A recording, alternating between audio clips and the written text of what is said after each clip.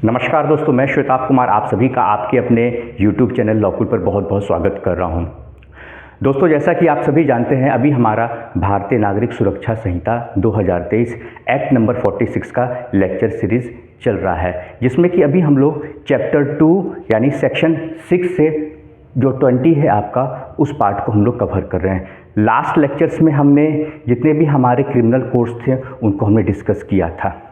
आज हम बहुत ही इम्पॉर्टेंट और इंटरेस्टिंग टॉपिक को डिस्कस करेंगे, जिसमें कि हमने कोर्ट्स में जो हमारे जुडिशियल ऑफिसर्स हैं, जो सेशंस जज हैं, उनकी पूरी संरचना को तो हमने डिस्कस किया था कि उनका इस्टेब्लिशमेंट कैसे होगा, अपॉइंटमेंट कैसे होगा, इन सभी चीज़ों को हमने डिस्कस किया था, इंक्लूडिंग हाई कोर्ट से लेकर और हमारे जितने भी डिस्ट्रिक्ट कोर्ट्स हैं सभी को हमने उसमें डिस्कस किया था, जिसमें judicial magistrate first class, second class, CJM, STJM। आज हम लोग डिस्कस करेंगे कि इन कोर्ट्स में जो आपके पब्लिक प्रोसिक्यूटर्स होते हैं उनका अपॉइंटमेंट कैसे होता है, उनके फंक्शन क्या होते हैं, इन सभी बातों पे आज हम लोग डिस्कस करेंगे। तो सबसे पहले हम लोग देख लेते हैं कि इसमें जो पब्लिक प्रोसिक्यूटर हैं हमारे और एडिशनल पब्लिक प्रोसिक्यूटर हैं, उनको लेकर क्या क्या प्रोविज़न दिया गया है। तो सबसे पहले हम लोग देखते हैं, यहाँ पर लिखा हुआ है public prosecutor and additional public prosecutor. ठीक है, तो इनका सबसे पहले आप देखेंगे कि जैसा कि मैंने पहले बताया, क्रिमिनल कोर्ट में सबसे पहले आपका हाई कोर्ट आता है। तो सबसे पहले हम देखेंगे कि इनका हाई कोर्ट में कैसे अपॉइंटमेंट होता है, इन सभी सारी चीज़ों को।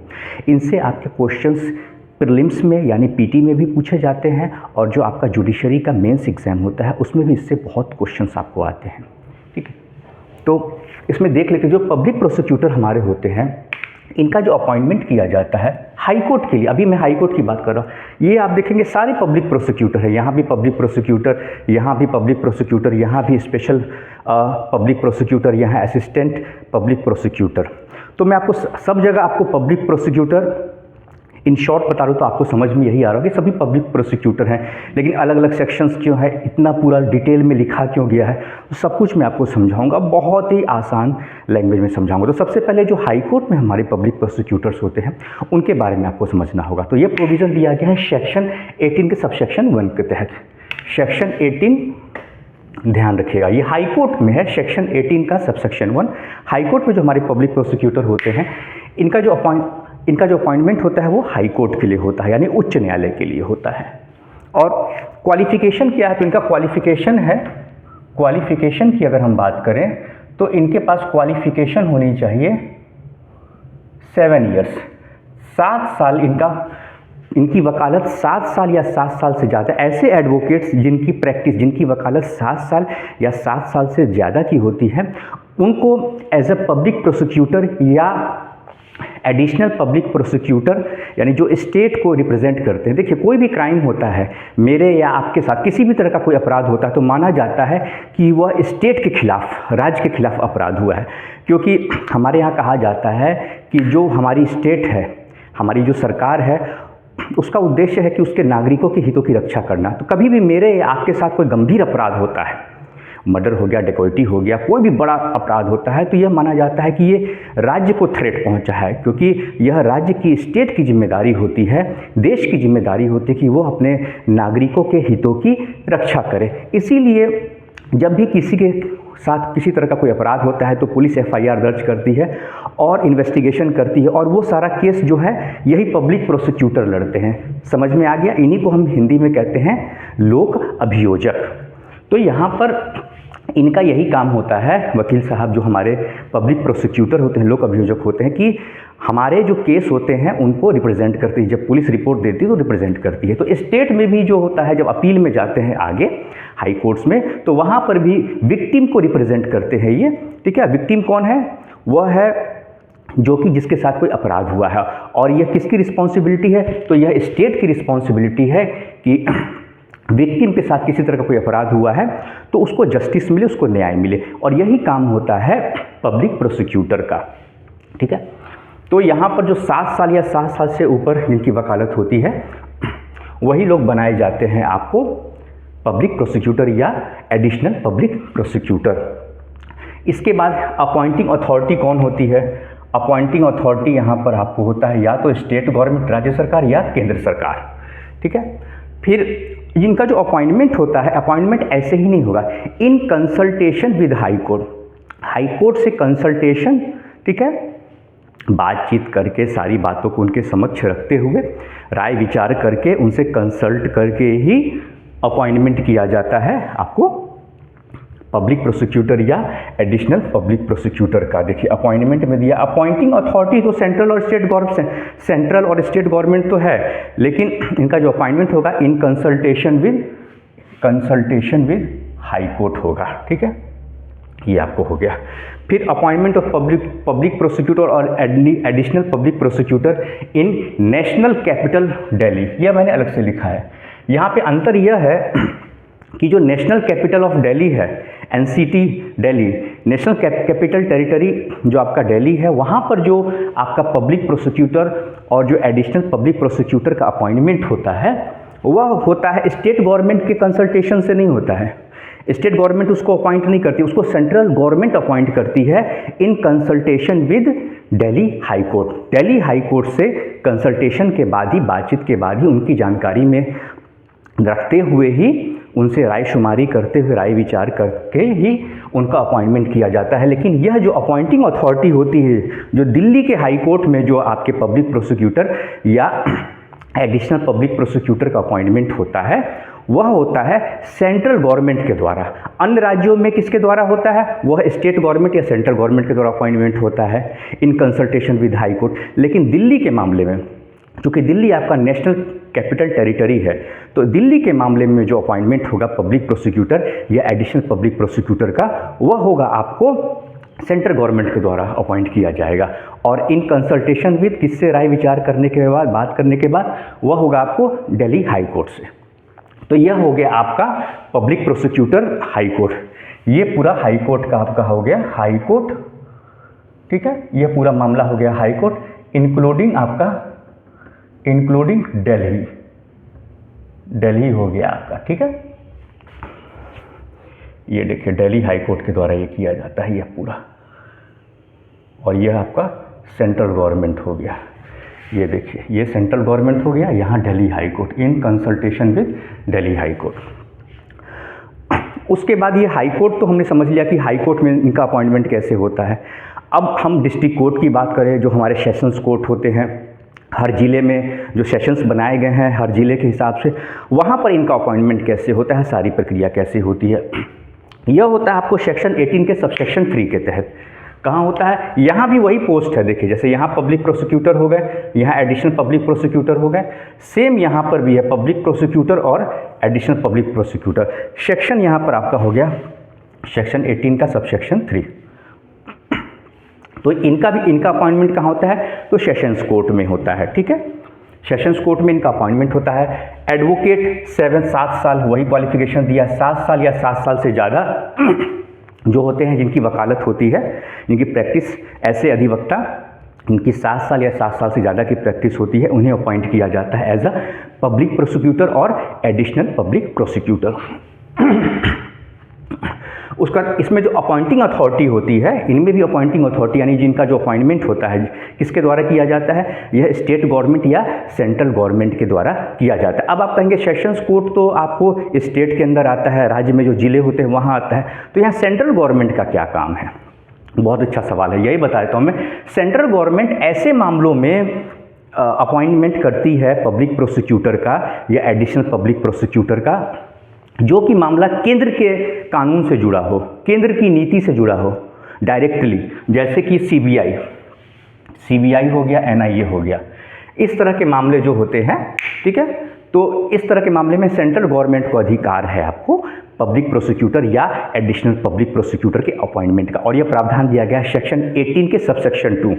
इन जनरल जो स्टेट गवर्नमेंट अपॉइंटमेंट करती है सेशंस कोर्ट में, वह आपको प्रावधान दिया गया है सेक्शन 18 के सबसेक्शन 3 के तहत, ठीक है। लेकिन अगर आपको सेंट्रल गवर्नमेंट अपॉइंटमेंट करती है, जैसे सीबीआई या एनआईए, इस तरह का कोई मामला होता है जिसमें कि आतंकवादी वगैरह पकड़ाते हैं, इनके जो ट्रायल्स होते हैं, ठीक है, या सीबीआई का कोई मामला है, क्योंकि ये केंद्रीय जांच एजेंसी है, तो इस तरह का कोई मामला होता है तो वह बाहर से आते हैं, ठीक है। इसमें जो पब्लिक प्रोसिक्यूटर होते हैं या जो एडिशनल पब्लिक प्रोसिक्यूटर होते हैं वो बाहर से आते हैं, जहाँ उनकी पोस्टिंग होती है। जैसे मान लीजिए दिल्ली में उनकी पोस्टिंग है, चंडीगढ़ में उनकी पोस्टिंग है, कोलकाता में उनकी पोस्टिंग है, तो वहाँ से वो लोग डिस्ट्रिक्ट कोर्ट आएंगे, जिला अदालत आएंगे, और वहाँ पे फिर वो ट्रायल जो मामले की सुनवाई होगी उसमें पार्टिसिपेट करेंगे, सरकार का पक्ष रखेंगे।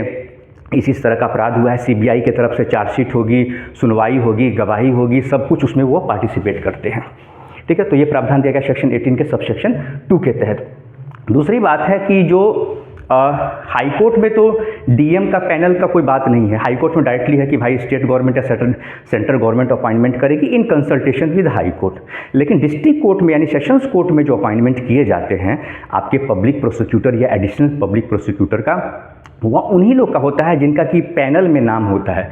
ऐसे एडवोकेट जिनका कि पैनल में नाम होता है उन्हें ही पब्लिक प्रोसिक्यूटर या एडिशनल पब्लिक प्रोसिक्यूटर बनाया जाता है। और ये पैनल किसके द्वारा तैयार किया जाता है? ये पैनल तैयार किया जाता है डिस्ट्रिक्ट मजिस्ट्रेट के द्वारा, यानी कि उस जिले के जो डीएम होते हैं उनके द्वारा एक पैनल तैयार किया जाता है एडवोकेट्स का, पूरी लिस्ट होती है, ठीक है।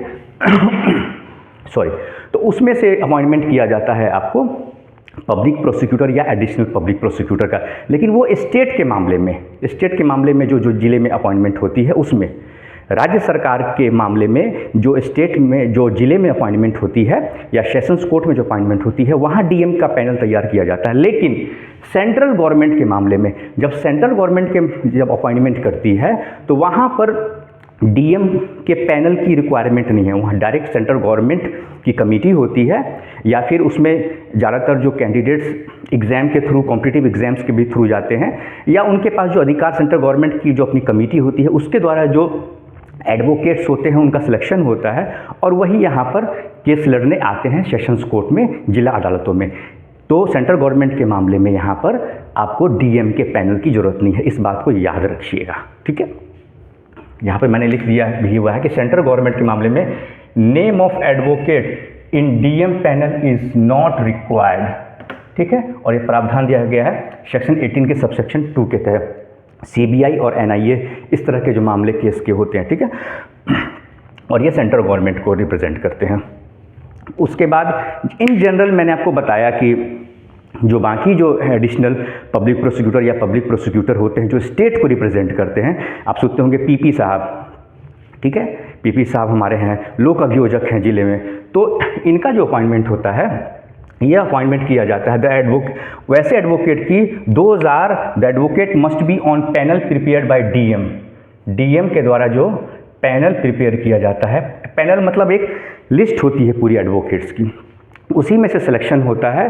लेकिन उसमें क्या है, जैसे यहाँ पर हाई कोर्ट से कंसल्टेशन होता था पब्लिक प्रोसिक्यूटर या एडिशनल पब्लिक प्रोसिक्यूटर के अपॉइंटमेंट में, तो यहाँ पर आपको कंसल्टेशन किसका होगा, तो सेशंस जज का होगा, यानी जो आपके डिस्ट्रिक्ट जज होंगे, ठीक है। जो आपके डिस्ट्रिक्ट जज होंगे, आपके जो डिस्ट्रिक्ट जज होते हैं,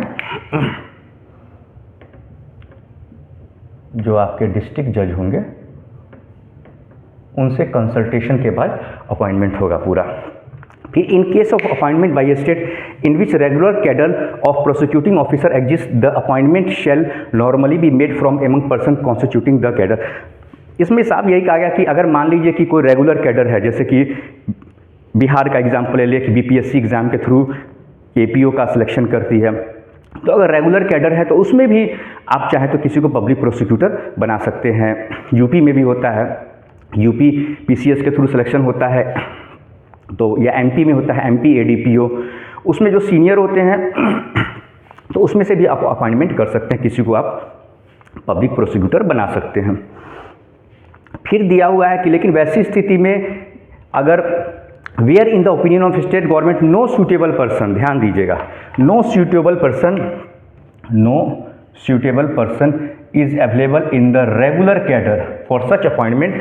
मान लीजिए रेगुलर कैडर की बात तो कही गई कि जो कमीशन के द्वारा जो बीपीएससी या एमपीपीएससी या यूपी पीसीएस के थ्रू जो सिलेक्शन होके जो हमारे अभियोजन पदाधिकारी बनाए जाते हैं, उनमें अगर कोई कॉम्पिटेंट नहीं है या उनके पास एक्सपर्टीज़ या इतना अनुभव नहीं, एक्सपीरियंस नहीं है, तो वैसी स्थिति में स्टेट गवर्नमेंट क्या करेगी कि ऐसे लोगों को अपॉइंटमेंट करेगी पीपी, पब्लिक प्रोसिक्यूटर या एडिशनल पब्लिक प्रोसिक्यूटर, जिनका कि नाम होगा पैनल में, जो कि डीएम के द्वारा तैयार किया गया है। देखिए यहाँ लिखा भी गया, where in the opinion of state government no suitable person is available in the regular cadre for such appointment, the government may appoint public prosecutor or additional public prosecutor